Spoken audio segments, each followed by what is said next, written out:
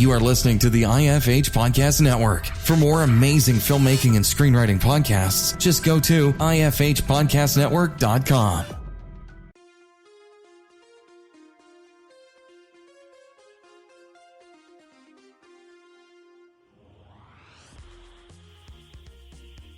Hey everyone, thank you very much for hitting that play button. This is another episode of the Dave Bullis Podcast. So before I get to today's episode, I just want to say, as always, thank you to everyone who shares these episodes. And if you like an episode or you like the whole podcast in general, please leave a review on iTunes. It's absolutely amazing and it helps us all out very much. So anyways, it's tax season, and I just got my tax rebate. What am I looking to buy? Film gear. So I'm actually looking to buy a DSLR, and I'm actually thinking about just doing a few things with it. I'm looking into one of the, I think it's the Canon Rebel T6i. I think that's the one I was looking at. I was looking at a whole bunch, the other day, and you look at one, then you look at 25, and then by the end, you've lost the whole day. And so I'm going to plan on doing a few more things with that. Also, I'm planning on going to Cape May on May the 15th. I believe that's a Monday. And for the opening of Will Keegan's St. Bab's Church. I'm going to be doing a live podcast there. So if you are in that area, for the love of God, please come out. It's going to be at night. It's going to be around 7 o'clock. I'm going to travel a hell of a long way, about 2.5 hours, 2 hours. And I'm going to go down there and we're going to do a podcast. Then I'm going to head home right afterwards and go to sleep. But if you are in the area and if you do want to show up, please get in contact with me. I'm going to be making a ton of event stuff about it. I'm going to mention it everywhere I can. I think it's going to be very, very cool. Also, I remember about 10 weeks ago, I mentioned how I was going to start doing a little different podcast episode here and there about, called If I Had Written It. And I know the first episode was supposed to be about 10 weeks ago. I have not gotten anything up. I apologize for that. Some of you have emailed me and said, hey, what the hell happened to this thing? I swear I'm working on it. And it's almost done. I finally have a script I want to do. And I've gone through a ton of revisions, gone back to it, blah, blah, blah, blah. So if I could actually talk. So the first episode is going to be Suicide Club. That's actually a pretty solid movie, by the way, if you haven't seen it. But the first episode is actually going to be Suicide Squad, how I would have written it. I'm hoping to start recording it right after I upload this, actually. So, seriously, hit me up on Twitter sometime, guys. At Dave_Bullis. Twitter will not give me a verified mark, nor will they give me the @Bullis Twitter handle. But still, you can find me at Dave_Bullis. Tell me how much you like the show. Tell me what you want to see more of. Hell, guys, just go out there and communicate with me. I'm pretty good at getting back to people. And thanks again for everyone who shared the show. And I do want to start doing that thing where I actually, do different creative endeavors with this podcast, particularly how I would have written it. I think it's a really cool doorstep to get into other things. And again, hope later this year, I still hope to do the graphic novel. Just a few obstacles to overcome. Just a few more obstacles to overcome. But what do you do if you have a movie, if you make a movie, and you find out that a very famous filmmaker also has the movie of the exact same title coming out at the same time you do? Well, that's what we're going to find out, aren't we? In this next episode of the Dave Bullis Podcast, I have a filmmaker who comes to us from Louisville, Kentucky. He lives in New York now. He has worked with some of the biggest directors of all time. He's worked on as a production manager, production coordinator. He's worked as a PA. He's worked his way up. And he's also made his own movie. And we talk about how he found time to actually write this thing as he's going to all these different productions. And what did he learn by reading all these scripts and all this other good stuff. So sit back and get ready to hear a tale about two filmmakers, each of whom has a movie called Split. This isn't Split, the one with M. Night Shyamalan. By the way, have you listened to the episode with producer Mark Bienstock? I was actually his TA when he was teaching at Drexel University here in Philadelphia.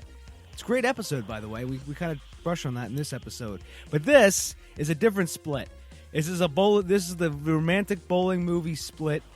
This is episode 159 with guest Jamie Buckner.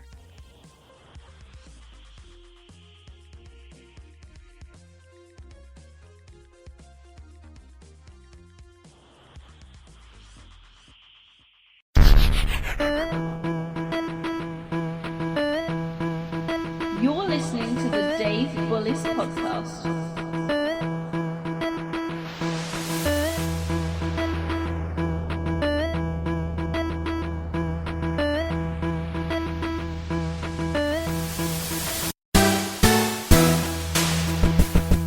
Yeah, I was going to say many, few, really, what's a number? Exactly, what's a number right? of how many years ago?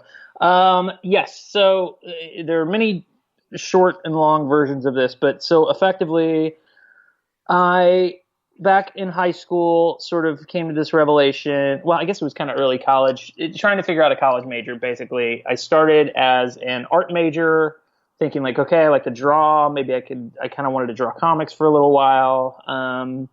Tried that for a little bit, found out that wasn't for me, and was like, all right, maybe I'll be a music major. I love making music. I've been playing bass and guitar for a while. Let me learn the actual mathematics of music and learn to read it and learn the theory and all that sort of stuff.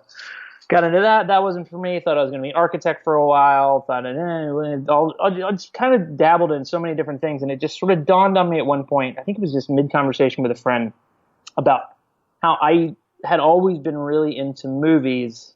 Just as of just a thing, just I was the guy that people talk to about movies. I was really into particular directors and particular types of genres and all these things. I was just one of those kids back in the 90s that was just, and I'm sure you count yourself amongst this number, that was just one of the, oh yeah, the movie guy, that's Jamie. Go talk to Jamie. I'll tell you all about whatever different Spielberg, Tarantino coming around at the time, down to, I was getting into Sturges and Truffaut and stuff like that, whatever, just all of the early days, film nerd stuff. And it sort of dawned on me at a certain point that all of these things that I'd been dabbling in, that I was sort of interested in from a creative way of looking at things, all sort of came together in this one medium. All sort of were just storyboarding is drawing, music is heavily involved in, and even photography. It just basically everything that I really sort of wanted to do, but didn't want to hard commit to one or the other, all sort of came together in this one thing that I already loved. So I went to Northern Kentucky University up by Cincinnati, which did not have a film program, but what did have a terrific theater program, and had what is now known as an informatics e-media program. But back in the day, when I was going there, was just a radio and television communications program. Took all of the film-ish, movie-ish classes that I could, screenwriting, playwriting, all that sort of stuff as well. Sort of made the best of what was available there, and read a lot of books on my own, screenwriting books, production books, film theory books, et cetera, so on. And one day, as I was working in a sunglass hut in downtown Cincinnati, I saw in the Tower Place Mall that I was working in, there was a flyer for people to come to a certain hotel on a certain day to be extras in the movie Seabiscuit. This horse racing movie that was shooting down in Lexington. So I go, turns out I fit the costume parameters, which is really all you needed to do to be a part of that. And I went and was an extra in the movie Seabiscuit in freezing cold November of 2002, I believe. And maybe 3? I think it was 2002. But I got down there, I slept on the floor of my friend's dorm room at Eastern Kentucky University, and I bugged the holy hell out of all of the production people down there until they would give me the time of day. I made just enough friends to make some more friends from there, Started working as a camera person, camera PA, as I was also moonlighting as a school teacher during the day at my old high school. Worked on an indie project for a director that is also from Louisville, who's a good friend of mine now, who we've actually worked on several other projects together. So on and so forth. Did as many projects as I could in Kentucky. Ultimately decided to move to New York versus LA. Came up to New York. Worked on my first production up here, which was this movie that was a remake of The Honeymooners, called The Honeymooners, with John Leguizamo and Cedric the Entertainer, I believe. But that was a few weeks. It was my first job. My foot was in the door up here in New York. That happened to be happening in the same building as the production office for War of the Worlds. They called downstairs and were like, do you have any PAs that are, not terrible? Luckily, they threw my name in there. I worked on War of the Worlds for a little while. I have some cool stories from that. That was fun. Office uptown for the new Martin Scorsese movie. The Departed calls, same question, do you have any PAs that aren't awful? And they're like, yeah, this kid's not terrible. We dig him. He's kind of fun to be around, and he doesn't screw things up too bad. So I end up working on The Departed for almost a year. And then another Warner Brothers movie comes after that called August Rush. So we stay in the same office. We work on that. And I'm now in with this team, and we roll on from another production to another production. And then and the resume kind of speaks for itself from there. It just kind of, it just becomes this, you work with enough people and they get jobs and they call and see what you're doing, and you go and you bounce onto that and you bounce onto that. And all the while I was still working on my own things and shooting music videos for friends' bands between jobs and doing little shorts when I could, doing those silly little, like, make a movie in a weekend, 48-hour projects. And all that time working on this rewriting, reworking, planning for Split, my first feature, which we just put out last August. So that is sort of I'm sure I missed some things, but that is basically the trajectory of how I got here. Yeah, I see. I'm actually looking at your IMDb right now. And like you were production coordinator on John Wick Chapter 2. I actually had the writer of John Wick 1 and 2, Derek Kolstad, on the podcast before. He's like the coolest guy on the planet. He found out me and one of our coworkers on that was from Kentucky, and he bought us a bottle of Woodford Reserve bourbon that I had somehow never seen. I'd never seen this size available, this size of bottle. And we somehow managed to go through almost all of it over the course of late nights in that office. But no, Derek is the coolest guy too. He would just I'm just some random schmo working on the production. He has no reason to be sitting there and shooting the breeze with us until the wee hours of the night. But we would just talk about movies, and I think we talked about the Twilight Zone in particular episodes we loved for like 2 hours one night. Like, he's just what a rad guy that Derek is, right? I'm sure I got to go back and listen to that episode. I didn't realize you had him on. That's cool. Yeah, really, really cool guy. And I got introduced to him through another writer friend of ours. And I was like, this guy's not going to say yes to come on the show with me. And he was like, yeah, I'd love to. Dude, yeah, of course he will. Yeah, he's great. Yeah, fantastic guy. And I'm actually really glad, too, that John Wick, both 1 and 2, were box office hits as well as critical hits. Because I love to see when good things happen to good people. Oh, yeah, absolutely. Oh, yeah, you always want that to be the case. Like, and it's funny, I've seen it go all different sorts of directions where the people, and again, in the spirit of positivity, I won't necessarily name names, but people who aren't such great salt of the earth people, like your Derek Kolstads of the world, have success, and you're kind of like, all right, that's going to perpetuate some bad behavior. Or I've also seen some people that are really, really terrific, like just really great, really fun, really talented people, and then their movies tank, and that's a bummer to see too. But so yeah, when the optimum scenario happens and it's just really good people make really good work and it's really successful, that's what we're all hoping for, of course. Yeah, absolutely. And I just going back to your career, as you worked on as crew for all these films. Again, I'm looking at your IMDb. How did you find the time to actually sit down and write Split? 'Cause, I mean, I know it started off as a short film before you made it into a feature. So, back in 2010, when you made this short, how did you find the time between all these jobs? Because it seems like you're going from job to job, production to production. So, how did you find the time to actually sit down and write this out? You just kind of have to.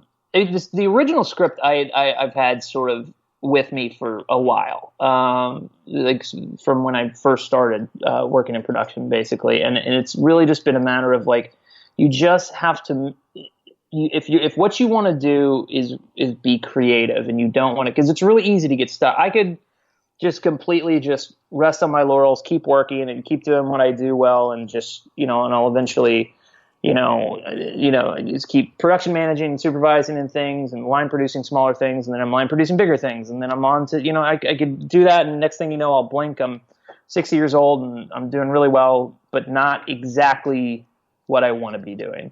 So if you really want to, and it's just really easy to get stuck in any particular discipline, like there's people who get stuck in the camera department who would rather be, writing or directing or whatever, and that's not a terrible transition, but like there are people that end up being key grips or gaffers that feel like they can't make the transition because the money gets good at a certain point and they just kind of keep working, or art department, locations. You kind of, there's so many different little specific disciplines that are super important to various productions.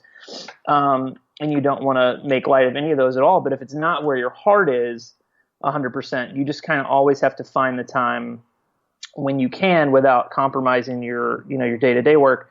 I just always prioritize finding the time whenever I could to go back and do a little rewriting, or go back and do a little, prep work of trying to figure out where locations would be. And we're talking about over the course of years and years, and talking to different actors and talking to different writers helping give me notes, and the producers talking about how how do you raise money for these things? How do you set up a small corporate, because you end up being a small business basically when you make a movie. Not even basically, you are a small business. You have to basically teach yourself how to be an entrepreneur in a very sort of tweaked way.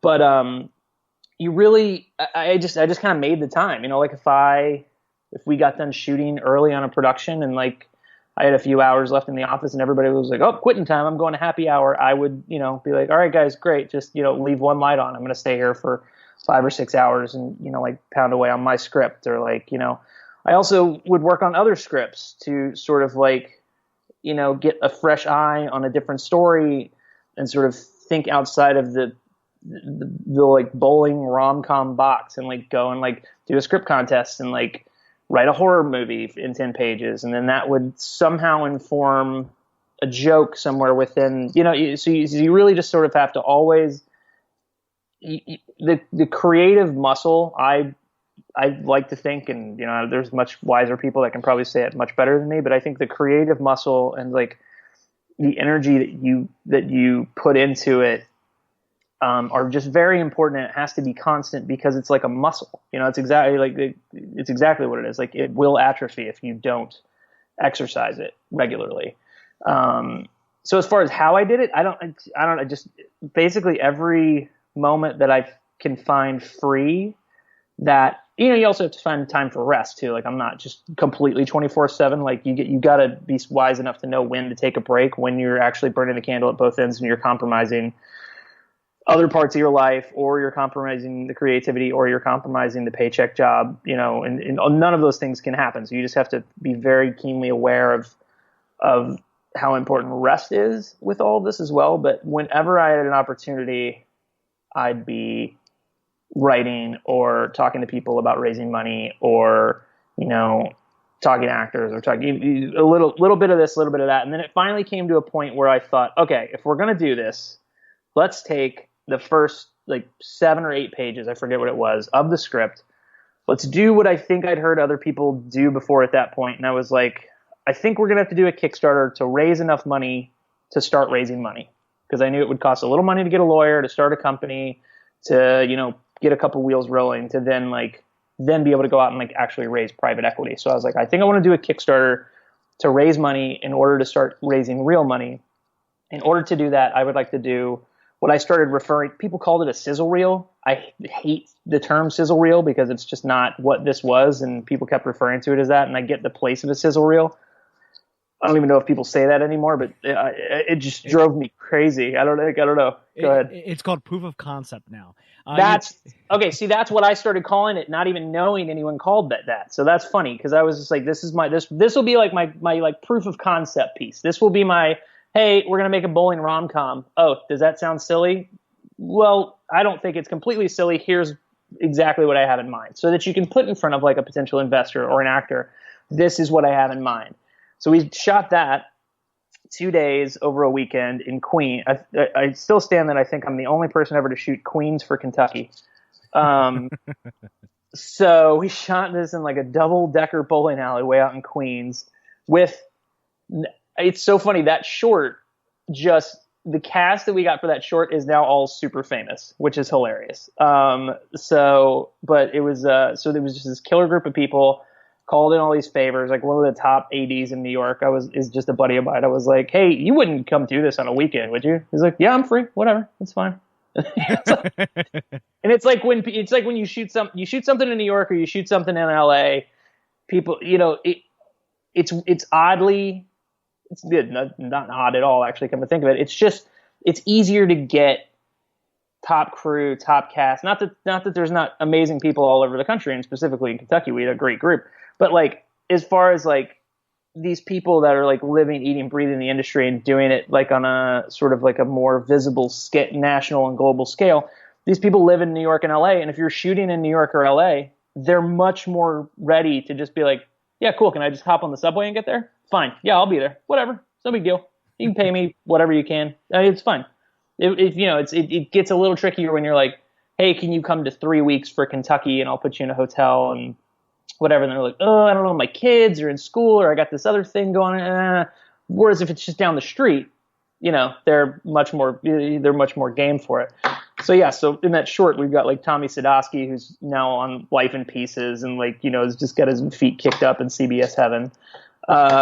And Keith Powell, who was on 30 Rock, Mike Chernus, who, was on Orange is the New Black, like just amazing. But, so we did the short and then, oh my God, I totally forgot the question. Listen to me rambling. What was your...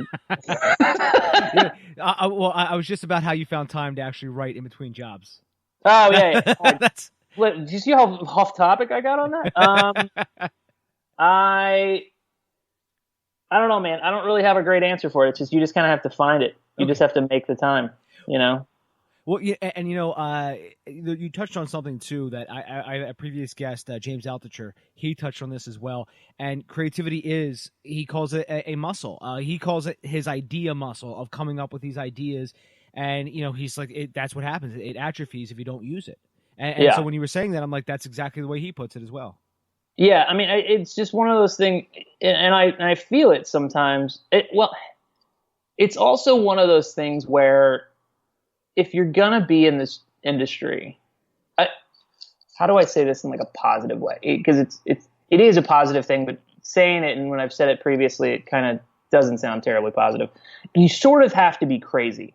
You sort of have to be a little bit obsessed and stubborn, and just in order to do this business, in order to live and eat and breathe it and just have it be what you do. And it took me a few years to get to the point to where finally, like, I was just like, this is what I do. I am a filmmaker. I am a storyteller. I am a movie, TV, new media, like whatever. Like I have no other bankable skills. This is just what I do. And in order to sort of be in it to that level, you kind of have to have no other options. Because there are certainly days when I have, say, like specifically on like certain productions, if like some nightmare thing happens with like an actor or producer's travel, or like, something bad happens on set with a piece of equipment. It's any number of things that I could tell you, probably 100 stories. Like if I'm living the dream. I do what I love for a living, but there's just like anything else. Like there's crappy days where I'm like, man, I wish I could just work at a call center and go home at 5:30 every day and like go to happy hours and just like have a nice, happy little life. Still live in Kentucky. Just live down the street from my parents, go to like, there's part of me certainly at times that are just like, wouldn't life just be easier if I would be okay doing not all of this? And the answer is, maybe, but I internally don't, if I was not doing this and was not doing this exhaustive, sometimes insane, often being asked to pull off the impossible. If I wasn't doing this production thing, if I wasn't doing the storytelling thing, and this is including, my like day job production work on like other bigger productions and my own work, like I barely left my apartment yesterday. I finally had to leave and like, go outside and walk the dog at 10:30 p.m. because I'd been stuck in here writing this next script all day yesterday. I woke up at 8 o'clock in the morning and I was just here like a shut-in just all day. And you just kind of have to have a little bit, you just got to be a little bit off, but in all the right ways, and it's and I wouldn't trade it for the world, but there's certainly times where I'm just like, oh, why can't I just go and work at like, why can't my dad worked at like a GE assembly line for 30, 40 years in Kentucky, like making washing machines. You know what? He's perfectly happy. Now he's retired. He watches Westerns all day, goes on long walks. I just, I can't even picture myself ever retire. People are like, what are you going to do? When you retire. And I'm like, who retires from making movies? We're all like blessed with this opportunity to do this. I'll probably do this until they like drag me lifeless off of a set somewhere. I don't know why I would ever retire from it. I just like I'm doing it, but if you're not doing it because you love it, then you're legitimately a crazy person. Because go do something else. It is hard. Yes. Hard. I stay away from the word hard. People. This always comes up when people are talking about, oh, how'd you raise money for the movie? And, people, oh, raising money is the hardest part. Raising money is hard. I don't like to call anything that we do, and I just slipped up on my own advice there. I hate calling anything that we do hard because, digging ditches is hard. Working in the coal mines is hard. Construction work is hard. Working in the heat, not having a job and living in a third world country, that stuff is all hard. What we do is, we're blessed to be able to to do what we do for a living. I show up to work and there's like a truck full of catering that will make me whatever I want. I stay away from the word hard with anything that we do, but but the hours are tough and sometimes the conditions are not ideal. So if you can be doing anything, and I've spoken to some college classes, I've told that, what would you recommend if whatever, like there's always like the basic questions. I'm like, if you think you can do anything else, if there is a world in which you do not have the internal drive where you absolutely have to be doing this for like with all of who you are, you should 100% just go do that, because it's going to be easier, whatever, you know what I'm saying?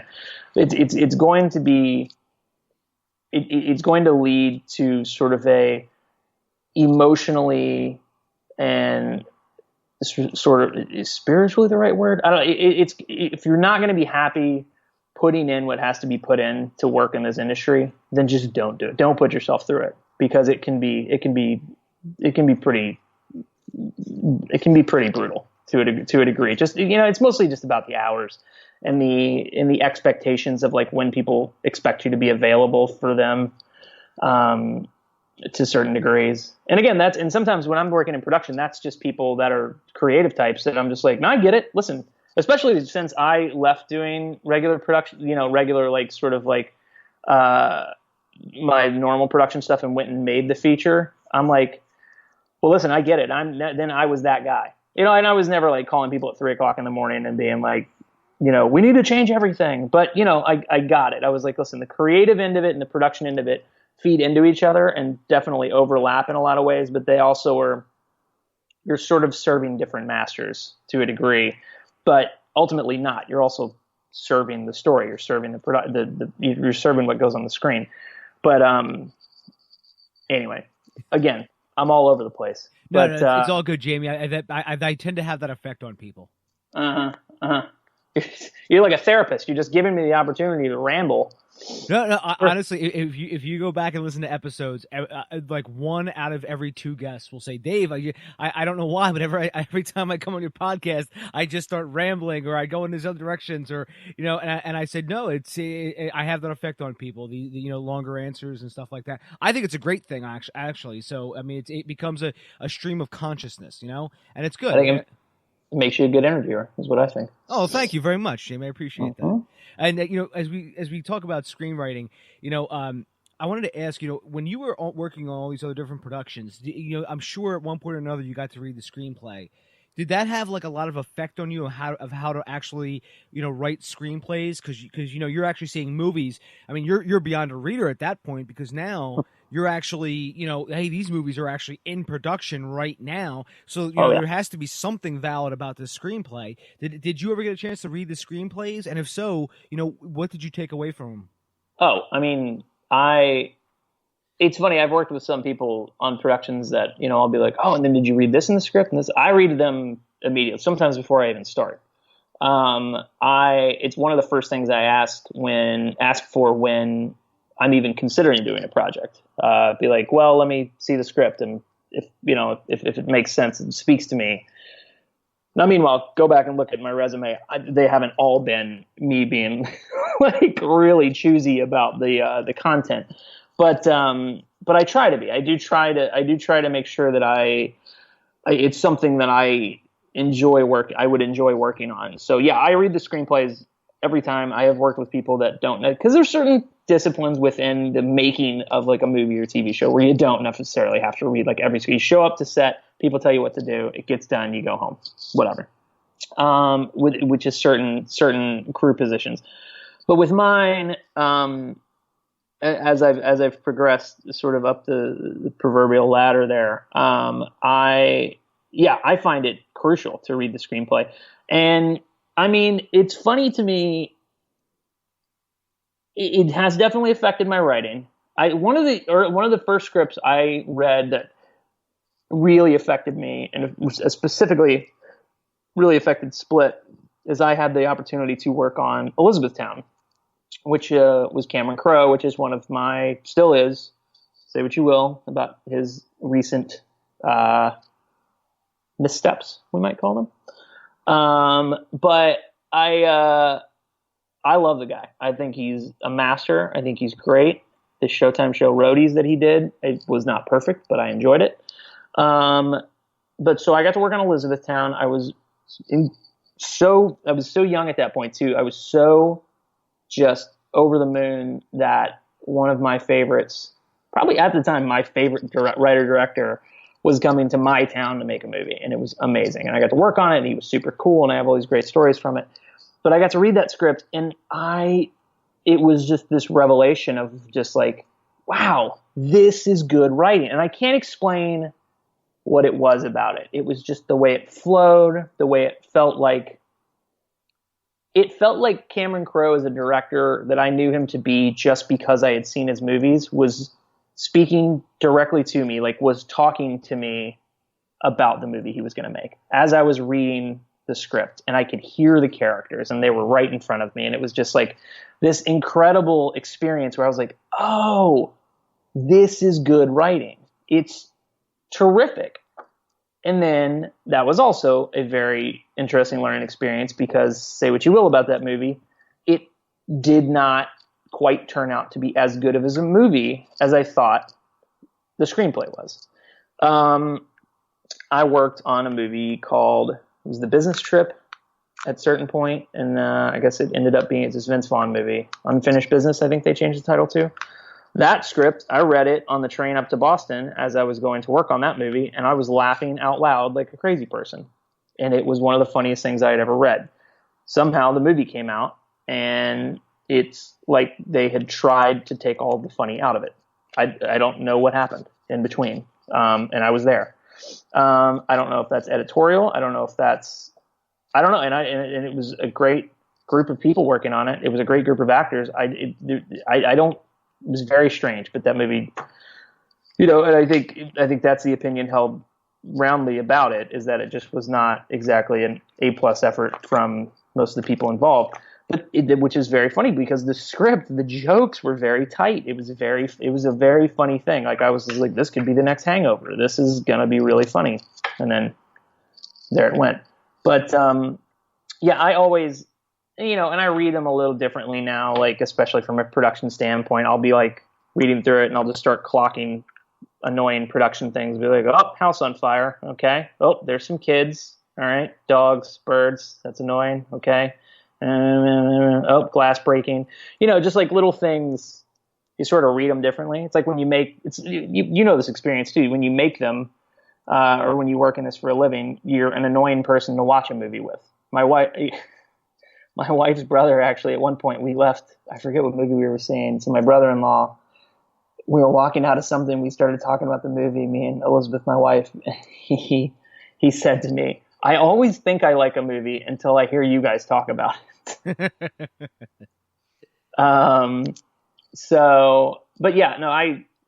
It affected my writing and has affected my writing immensely over time, just because I think, and again, I haven't, and I want to write and I want to be, so all I'm saying is like I'm not this like hugely accomplished screenwriter at this point. I have written a lot, and I do really enjoy writing, and that's probably my favorite of. I don't know. I say that's my favorite of the disciplines, and it's the most rewarding to me. But then I'll get on a set, or I'll see something that I've done, and I'm like, oh, maybe directing. But I like directing stuff I wrote, so one feeds to the other, whatever. But it's I think that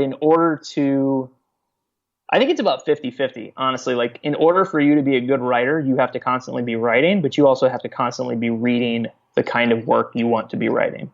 You know, it's kind of like it's like directing as well. Like, if you want to make movies or you want to make TV, you can't just create in a vacuum. You know, you should be watching quality work as well, and not necessarily mimicking that, but learning from that. You know, who are we attributing this quote to now? I forget who exactly said it, but what is it? Artists create and geniuses steal. You know? Yeah, Picasso.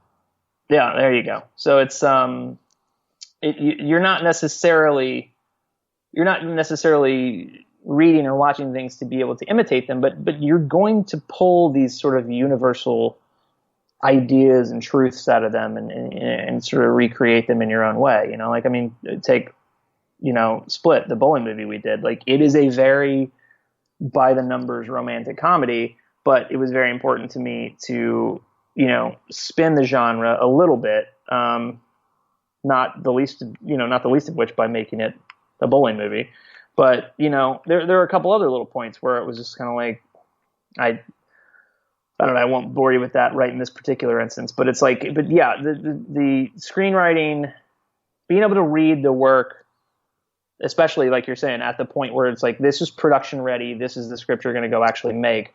Reading that work constantly over all of these years has 100%, I think, improved my screenwriting. And it also, it also makes it that much more like frustrating or interesting, whatever, when you're working on something and you're just kind of like, this isn't that good.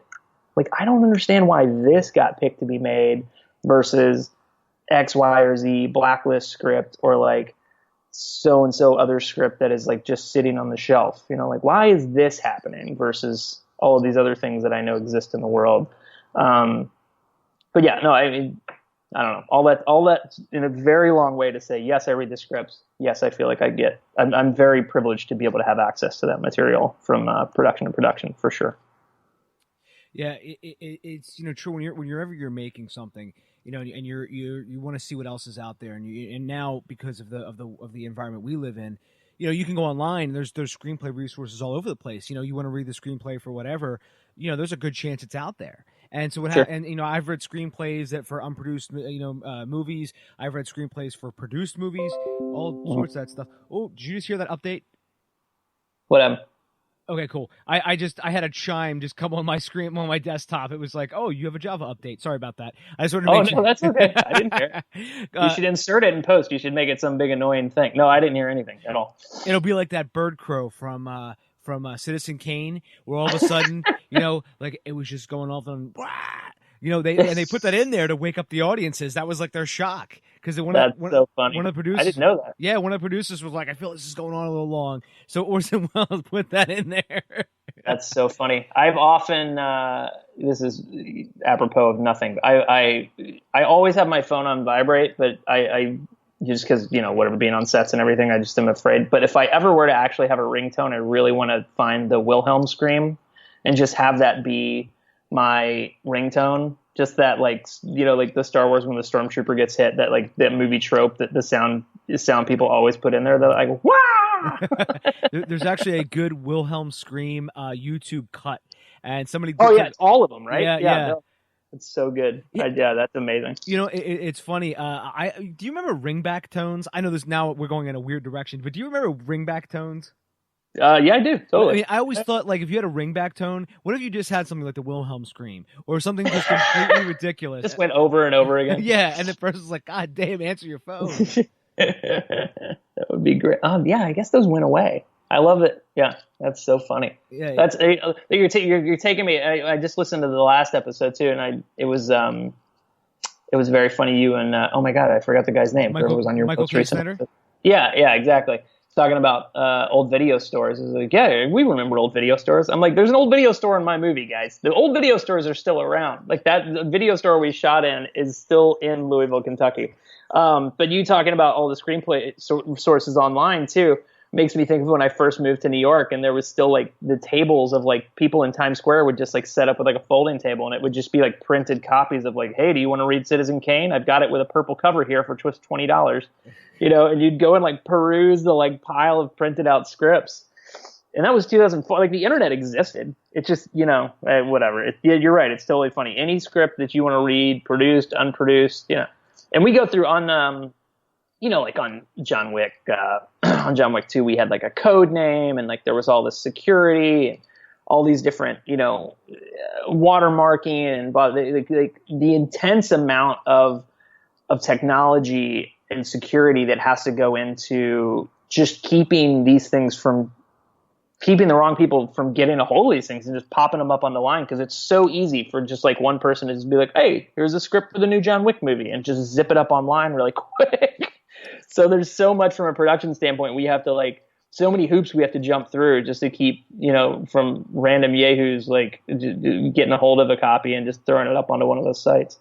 Yeah, I know exactly what you mean. That's what happened to Tarantino with Hateful Eight.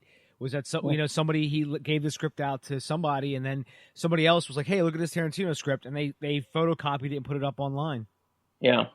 It's a whole other operate. I know I have a bunch of friends, because we're here in New York, and like all of these Marvel Netflix shows come through here, and the amount of security, it blows your mind how much security goes into just every little Marvel production. It's they are probably the most intense about it, for good reason, obviously, but they are, it's a whole new world. You just have to, and even like I feel like I had a friend work on one of the Transformers movies, and they were down to just like, yeah, we watermark, and we also on like a certain page within the draft will change one letter in a different spot on that same page for every person that gets a script. I'm like, seriously? Is that a real? I still don't know if that's a real thing. I don't even know how you would do that from a logistical standpoint. But yeah, people are crazy about the security, man. I mean, but that would blow a movie, honestly, or certain TV shows too. It's like if everybody. I also, though, part of me finds it to be a little bit too much sometimes, because it's kind of like, listen, what percentage of your audience is for like a TV show or a movie or whatever? What percentage of that audience is going to be like, oh my goodness, the script is on mine, I'm going to go read that script? I don't know how much of the general public is actually reading screenplays, but yeah, I don't know. I think what they're afraid of is the sort of like, nerd sites, so to speak, like me. But like, I mean, if I read a screenplay, I wouldn't be like, hey, here's all the things. I think a lot of these sites that they're afraid of that read screenplays will talk about them, and then all of a sudden, someone's watching a YouTube video, like, John Smith, who's not going to read the screenplay, but he's watching this YouTube video, and they're just talking about it. And now he's like, oh, well, sure. Yeah, that's fair. That's why I think that they've sort of become locked down. A friend of mine and I were joking, and I think it was actually Michael K. Snyder, and we were joking around that the next big thing in film is going to be a department created called film security, where there's going to be like literally like somebody who's in charge, or our team in charge of scripts, everything else, and be like, everybody else does their own thing now, and we'll be the ones in charge of handing out the scripts, getting them back at the end of the day, protecting the Wi-Fi, all that good stuff, Oh, listen, there are productions that have that. I work on a show called Billions, and several other shows around New York that I know of. Like there's all kinds of little sub departments that didn't exist that exist now. Like we have an entire green department. We have a green, quote unquote, but like an eco-minded department that goes from set to set and like make sure that all of our trash is separated into like recyclables and compost and all of those things. And they're tracking the carbon footprint of the entire production, like how many people stayed in hotel rooms that are how many square feet for how many nights, and who traveled on what planes. It's intense. And then down to what I'm surprised hasn't started happening is that you have to hire like a social media person on every production. Someone who is specifically in charge of like, hey, keep our Instagram, Twitter, and, Snapchat, whatever up like during production so that anybody who cares to follow it can go follow it. There's so many, just the technology and the way that people are consuming things, the pace at which people are consuming and the volume at which they're consuming it's just changing everything. So yeah, there's departments are just going to keep popping up until like we just have everything covered. There's just going to be thousands of people working on every little TV show, which is only going to be good for people in my position because it just means more work.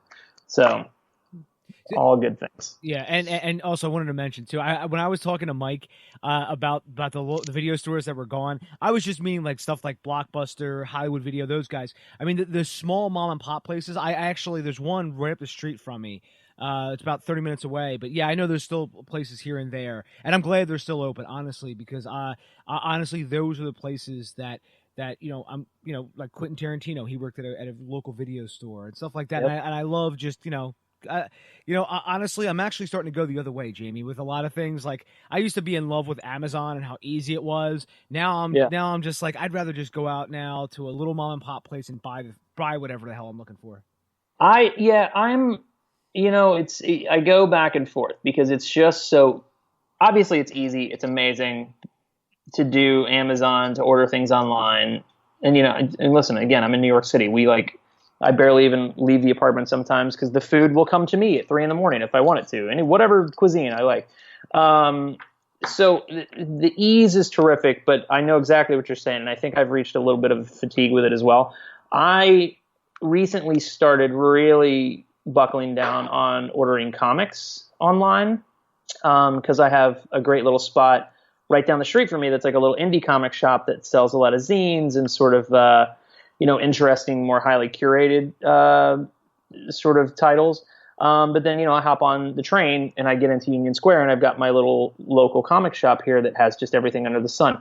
And I spent a good few years just ordering oh, the new Saga's out, or oh, the new Walking Dead, and I would just order it on Amazon. And now, I've really kind of changed my tone. I'm just like, why am it's right there. I should just go down the street, support these local businesses. So yeah, no, I totally get that. And I think that's a thing that we're all probably going to start experiencing, and it's only going to be good for those little mom and pop businesses. I just, brick and mortar stores, you want to talk about a tangent. I could go off about how I'm just convinced we're all going to be living the movie WALL-E within the next 10 years. But we all just fight the good fight best we can. But no, I'm totally on track with that. Same as you.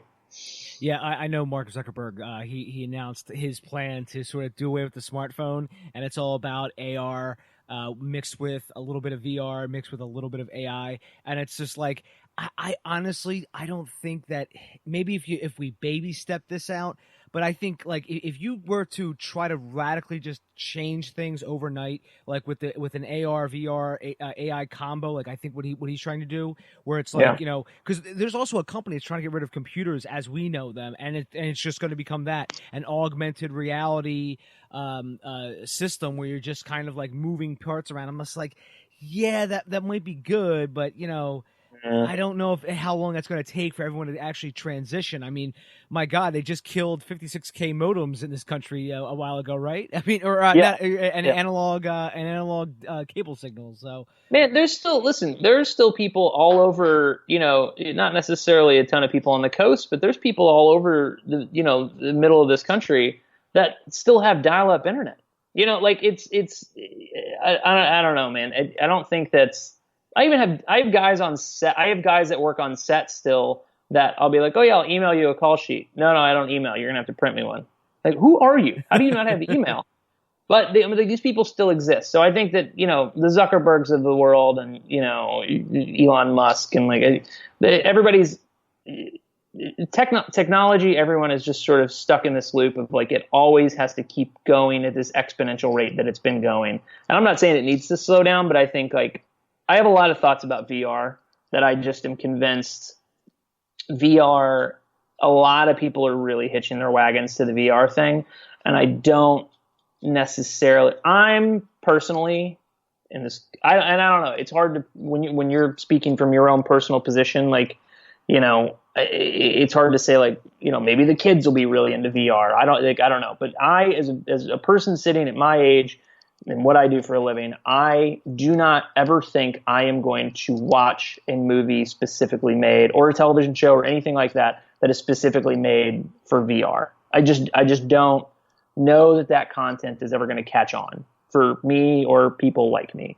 I just don't think about. I don't think. But that being said, I do think that there are very incredible, and there's a lot of potential for VR in a lot of ways, because I was out at Sundance, not this year, but the past year, and I got somehow or another got looped in with like the ILM people, and they were doing a VR like demonstration. I was like, all right, well, let me see what this is all about. It's ILM. I'll see. So I put on the helmet and whatever, and all of a sudden I'm on Tatooine, and there's BB-8, and this is great. It's the coolest thing ever. So, and they were like, well, we do other movies too. And then all of a sudden I was walking around with a Velociraptor, and I was like, all right, this is actually too real. Stop. I'm actually scared. Quit it. There's a Velociraptor in my face. So, but they, and I was just like, okay, cool. That was a fun trick, guys. Thanks. And they were like, well, you work in movies, right? Yeah, I mean, that's sort of my thing. They were like, all right, well, let's talk about some practical implications. So then they flip it over to, it was some production. I don't know if it was for an actual production or something that they had just sort of mocked up. But basically, if you're working on a movie and you're going to build, say, like in a however many 100,000-foot warehouse, huge spaceship, or you're going to build a mansion set or something like that, VR, they started showing me these like schematics for these sets, but they actually had built the sets out entirely in VR so that you could put a camera in a certain camera position, see exactly what your shot was going to be on your fake set that hadn't been built yet, so that you could have every idea about every potential shot in your movie on this set that was completely not even existent yet, just through VR. So that you wouldn't spend any money at all being like, oh no, actually that doesn't quite work. We're gonna have to rebuild it. Or, oh, the measurements aren't quite. You do all of your pre-planning in VR, and then it's the whole like measure twice, cut once thing. You've measured 1,000,000 times digitally, and then just go out and build the thing, and everything's going to go exactly as planned. And I'm sure that's not exactly how it works, but like that kind of thing is a practical application that I think. And you think about that, like, you can do that before you build a hospital. You can do that before that's the real world stuff that I think VR is going to be huge for. I don't think VR is going to be a huge storytelling medium in the way that people are sort of hitching their wagon to, if that makes sense. Yeah, I concur. I think that VR is going to be a lot like what 3D was, where the glasses, and then they had to you had to get the 3D TV, and then the 3D Blu-ray, and honestly, of all the friends that I have who are huge into movies, the movie going experience, or at the movies every weekend, only one of them actually went out and actually bought something like that, and he has a ton of disposable income where he can actually buy stuff like that. Because, like, honestly, even if I had like a ton of extra money, I don't even think I'd buy that. And it's just, I just, that's the same way I feel about VR.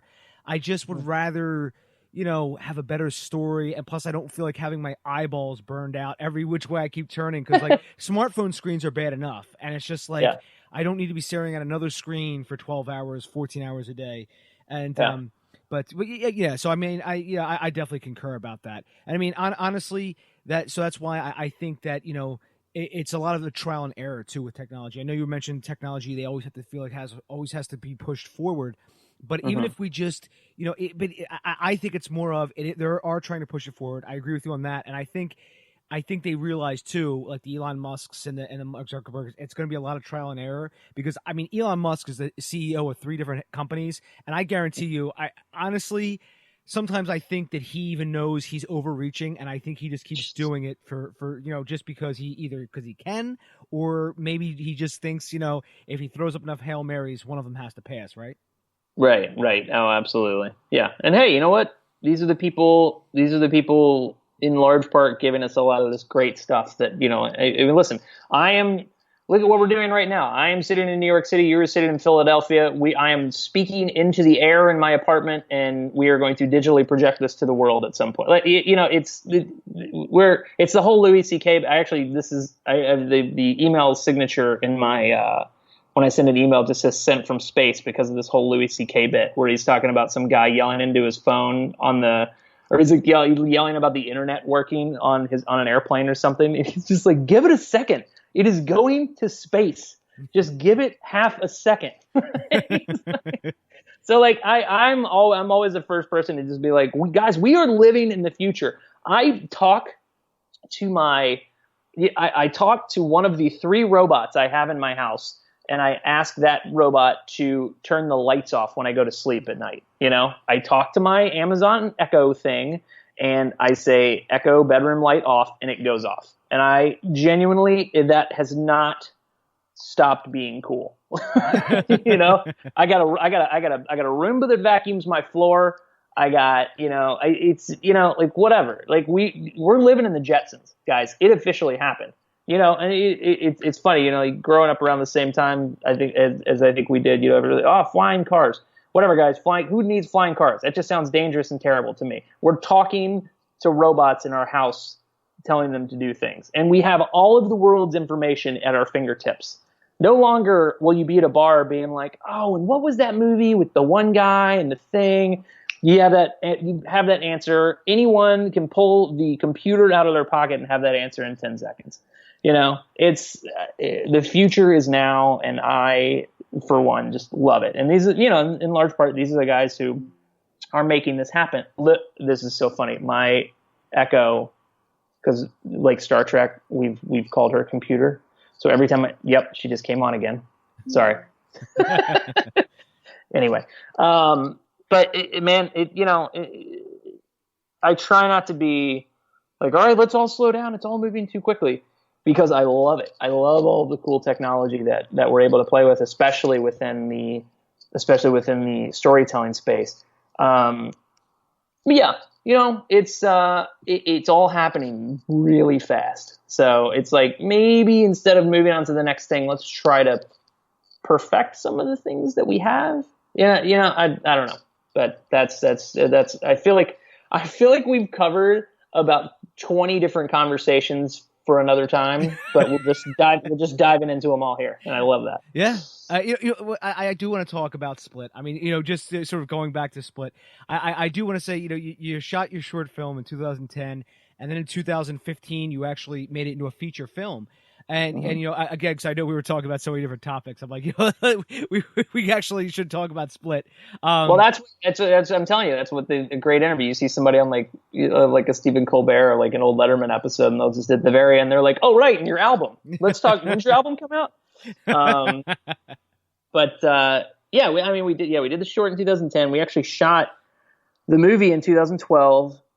Came out in August. I think it was August 2nd, 2016. It was about 4 years of post, which is what happens when I'm sure it's been said on this podcast probably 100 times, good, fast, and cheap. I wasn't going to sacrifice good.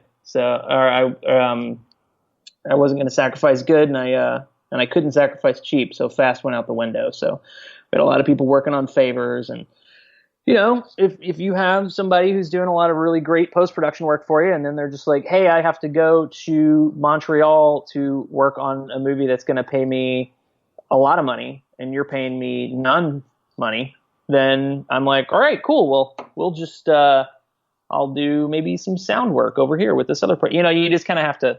So it took us a little while to get it out into the world, but we were like in post-production, movie ready to go, for the most part, and just sort of like having to get some other little pieces out. And then I think it was somebody just sent me a text or something with the trailer of like, coming soon from M. Night Shyamalan. No, you know what it was? It was a news story. It was like the announcement of the fact that he was going to make a movie called Split. And I was like, oh boy, what's this going to be? And people, should we change the title? And I'm like, no, it's our title. We were here first. What are you talking about? So we came out in 2016, and it's been a fun little ride, man. It's, still continuing. We are on, if you're an Amazon Prime subscriber, we are one of the movies you can watch for free as part of your Amazon Prime subscription. We are also available to rent or purchase on iTunes.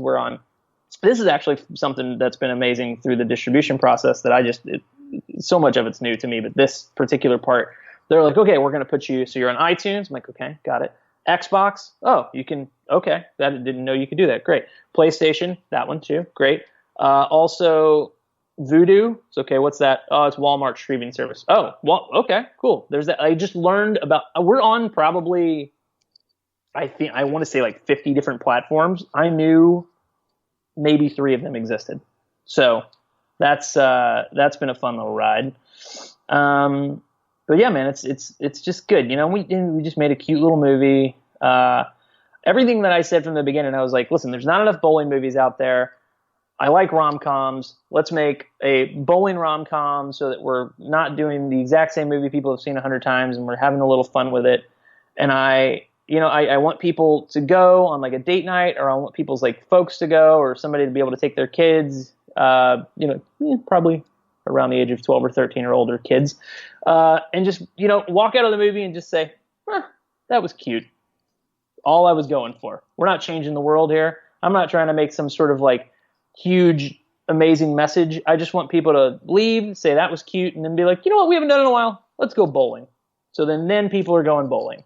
And that's really just what we set out to do, and that's what I think we accomplished, and it's been a lot of fun. And it's only been made a little bit more interesting by the fact that one of the most polarizing directors of a generation decided to make a multiple personality serial killer movie of the same name.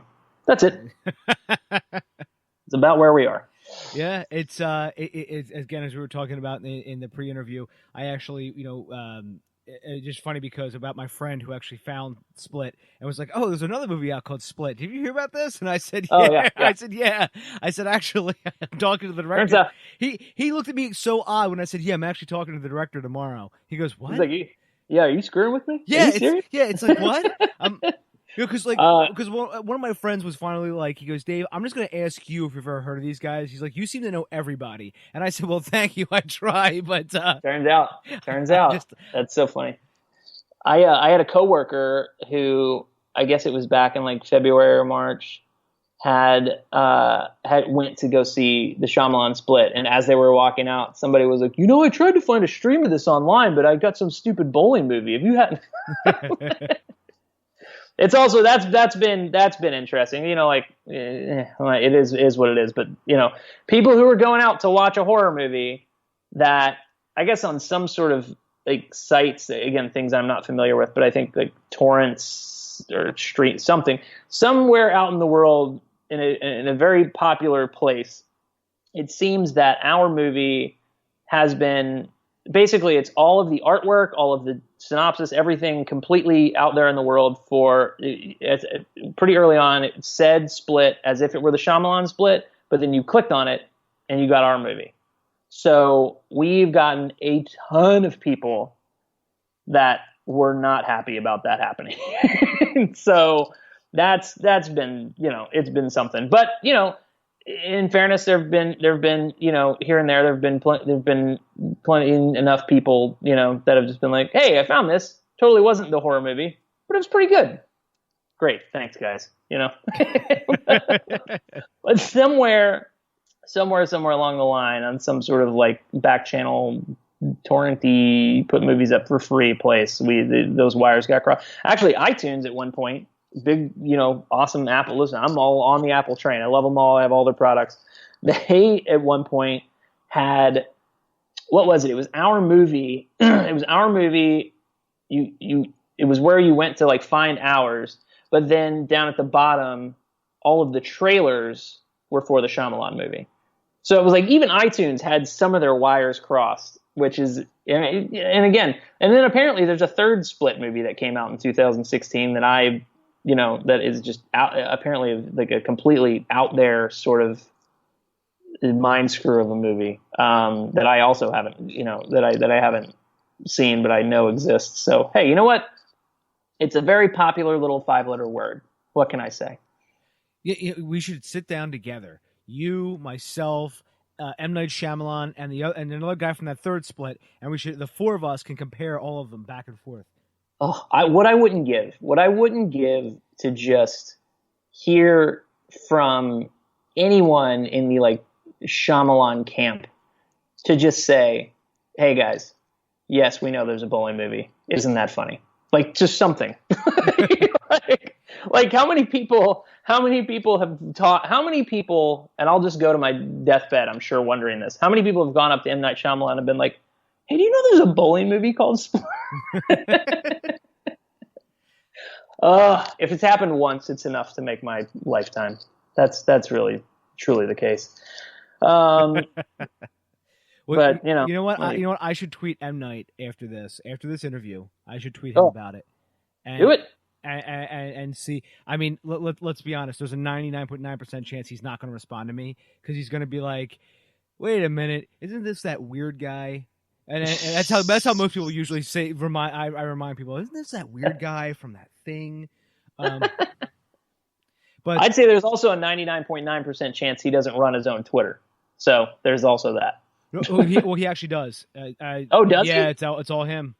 Oh wow, well that's cool. That's actually that's like mad respect for him, because like there's so many people that like spend so much time making it seem like it's them, but it's not actually you know what I'm saying? Oh yeah. So that's actually really cool. If that's legit him, that's great. Yeah, it's apparently because obviously, just from other people, they've said, yeah, that's actually him doing it all. And then like Kevin Smith, he does all his own apparently. And because I had a friend of mine whose job when he went out to LA, his first job was actually running celebrity Twitter accounts. And then like he would actually, just to make sure it looks like them. So then he ended up doing stuff for like a couple adult film stars, like doing their social media. And he said he got so burned out because you can imagine, like, it was just a constant bunch of like weird, creepy guys going like, "Hey, I can't. Yeah, we have sex with me." It's my God. I can't even imagine. Yeah. I can't even imagine how tough it is to just be a woman on the internet in general. But just, oh my goodness. Oof. Yeah, I could imagine that would cause a person to burn out pretty quickly. Yeah, and he has a lot of other weird stories, which I won't go into right now. But but Jamie, we've been talking for about an hour and 5 minutes now. I know we just talking about Split. Is there anything maybe that we didn't get a chance to talk about that you wanted to sort of talk about, or anything you wanted to say to sort of put a period at the end of this whole conversation? Not necessarily. I think I got in all of my little plugs for the movie. I mean, that's really the important thing as far as like kind of, and I think just as a person that comes and does any sort of podcast like your own, like I'm having a great time talking. But yeah, I mean, anybody who's listening, if you're interested in seeing, if you like romantic comedies, if you like bowling, one or the other, especially both, please go see Split. Not the M. Night Shyamalan movie. The world's first romantic bowling comedy. We are the easiest place to find all the ways we're available is just to go to derbycityproductions.com, like Louisville, Kentucky, the Kentucky Derby. So derbycityproductions.com, and that's our trailer's there, and there's an Amazon button if you want to watch it on Amazon. There's a Google Play button. Pick your poison. It's all right there. You can also follow us on Facebook and Twitter. We're on both of those. It's just facebook.com/splitthemovie and twitter.com/splitthemovie. Make sure you put the in there, because if you just do Split Movie, you go right to Shyamalan. Which is probably led to the most hilarious Twitter conversations where people have sort of tagged tagged us thinking they were tagging the Shyamalan movie, which I just can't help but have somebody from our side respond to every time it happens. And it's also, there have been some pretty hilarious. There's specifically when the other Split came out,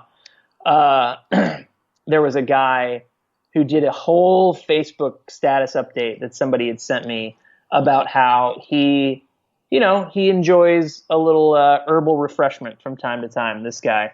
And he got a little bit greened out, a little bit blazed out, sat down and thought he was watching a horror movie, and he just does this whole account of how he got point for point through our movie, thinking like, when is this guy going to turn and start kidnapping girls? When's he going to murder somebody? Like, he gets through pretty much the whole movie, and then eventually he's like, wait a second, James McAvoy's not in this. Like, what's amazing to me about that is my name as the director is I don't think you make it 2-3 minutes into the movie before you see that. And, you know, like it says directed by not M. Night Shyamalan in very clear print in the movie. And it just keeps happening. Maybe he thought that was another alter ego of the Oh, Split. maybe. And he goes, Yeah. "Oh, it's not M. Night Shyamalan directed this. It's his alter ego, Jamie Buckner." Yeah, that was my go-to when this first started happening too. I was like, what a twist, right? Guys, it was a bowling movie the whole time. And old M. Night, it's always got some sort of twist in store for you. No, man, I think you know, we've covered quite a bit. I don't think that there's here's the thing, like with your podcast, the episodes I've listened to, it seems like a lot of your audience is going to be people wanting to get out there and sort of do it on their own, or are doing it on their own, or just, you know, if I have maybe 2 cents worth of advice to offer, it's just, you know, there's all the reason in the world to get swayed away from doing it. But if you have what I was talking about earlier, and you have that inability to do anything else, and you just have to be telling stories and you have to be doing this, then don't let anyone stop you from doing it. It took us years and years to get this movie made, and so much got in the way, and so much, you know, tried to, whatever, like there's always hurdles. Just get out there, start making something, and by all means finish it, because there are so many. The most amazing stories to me are when people are like, oh yeah, and I got on this movie and then we shot it and then this happened and then I got into post and then it just kind of never went anywhere. And I'm like, I do not know how anyone could ever get into that position. Like, just put it out on YouTube or something. Like, you just get out there and have your story told. There's too many ways for you to just get your story out into the world these days, and everything is too readily available for you to have any excuse to not just be out there telling your story. So get out there and do it. If this is the right space to just like throw that advice at anybody, but it seems like your listenership would probably appreciate that. Yeah, I completely. I think this is the best spot to put that in. And thank you for saying that. And I know exactly where you're coming from about people. You know, we get sort of stuck. I mean, I've been there, honestly, Jamie, but that's a whole nother story for another time. But everybody, everything Jamie and I talked about, everything, all the trailers and all that will be in the show notes at davebullis.com. Twitter, it's at Dave_Bullis. Jamie Buckner, thank you so much for coming on, buddy. Absolutely, man. Thank you very much. Great talking with you. Great talking to you too, Jamie. And listen, whatever you could do next, you know, let me know. And, you know, I want to bring you back on. We'll talk about whatever you have coming out next. And because I'd love to have you back. Oh, great. Yeah, I'd love to come back on for sure, man. Find Dave at davebullis.com. Please make sure to subscribe and share the podcast.